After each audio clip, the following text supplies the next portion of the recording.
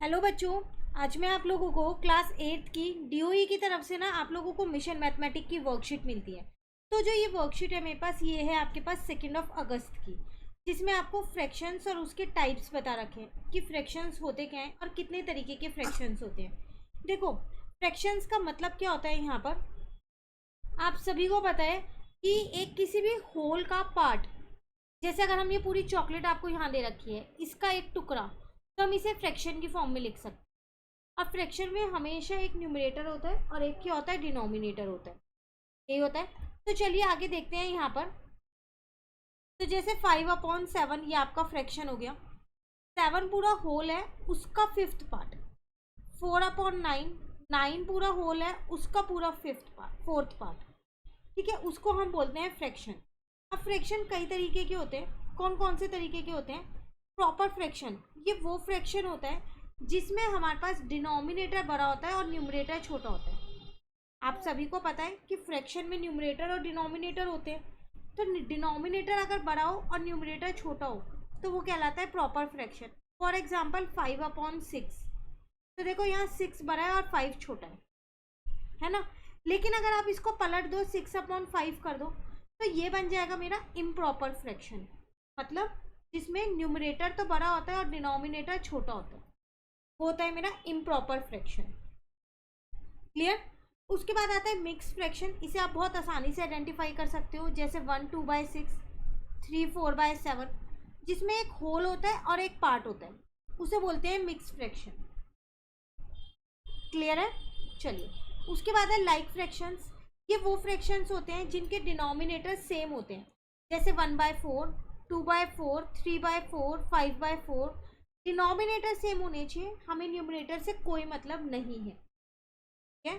Unlike fractions वो fractions होते हैं जिनके डिनोमिनेटर सेम नहीं होते हैं, जैसे 1/2, 2/5, 3/7। तो इनके डिनोमिनेटर सेम नहीं है। चाहे न्यूमरेटर सेम हो, हमें उससे कोई मतलब नहीं है, हमें सिर्फ डिनोमिनेटर चेक करना है। क्लियर है? चलिए, अब यहाँ पर एक क्वेश्चन दे रखा है आपको। आपको क्या करना है? Categorise the given fraction. कुछ फ्रैक्शंस दे रखे हैं, उनको उनकी कैटेगरी में फिल करना है। देखो, मिक्स फ्रैक्शन आपको देखते ही पता चल रहा होगा ये दोनों है, तो इनको पहले सीधा सीधा यहाँ पर लिख दो। ठीक है। अब यहाँ देखो, 3/5 डिनोमिनेटर बड़ा है तो ये प्रॉपर फ्रैक्शन है। 5/9 डिनोमिनेटर बड़ा है तो ये भी प्रॉपर फ्रैक्शन है।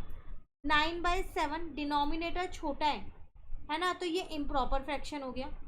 एंड 4/7 डिनोमिनेटर बड़ा है तो ये प्रॉपर फ्रैक्शन हो गया। अब लाइक फ्रैक्शंस पे हो, जिनके डिनोमिनेटर सेम है, जैसे 9/7 और 4/7 एक पेयर हो जाएगा, और 3/5 और 19/5 एक पेयर हो जाएगा। ठीक है। 8/9 रह गया ना हमारा, हमने इसे नहीं किया अभी। 8/9 भी प्रॉपर में ही आएगा। और तीसरा पेयर इसका हो जाएगा यहाँ पर 5/9 और 8/9। ये तो हो गए लाइक फ्रैक्शन, क्योंकि इनके डिनोमिनेटर सेम थे। अनलाइक फ्रैक्शन जिनके डिनोमिनेटर सेम ना हो, तो 3 ये आ जाएंगे आपके पास। कौन कौन से? कोई से भी ले लो। ये तो 9/7 हो गया, 19/5 हो गया आपके पास। ठीक है। उसके बाद अगर आप देखो 4/7 नहीं ले सकते, क्योंकि 9/7 ले लिया, 8/9 ले लो। ठीक है। 19/5 डिनोमिनेटर छोटा है तो वो यहाँ पर भी आएगा। क्लियर है? तो एक फ्रैक्शन लाइक भी हो सकता है, अनलाइक भी हो सकता है, प्रॉपर भी, इम्प्रॉपर भी, मतलब एक से ज़्यादा भी हो सकता है। ऐसा नहीं है कि अगर आपने उसको इम्प्रॉपर में लिख दिया तो अब आप उसे अनलाइक में नहीं लिख सकते, वो चीज़ नहीं होगी। क्लियर है? मेन है आपको फ्रैक्शंस क्लियर होने चाहिए। ठीक है। चलिए, मिलते हैं नेक्स्ट क्लास में नेक्स्ट वर्कशीट के साथ। कहीं भी दिक्कत लगे इसमें तो कमेंट करके ज़रूर पूछिएगा। बहुत इंपॉर्टेंट टॉपिक है, बिल्कुल अच्छे से कीजिएगा। Thank you.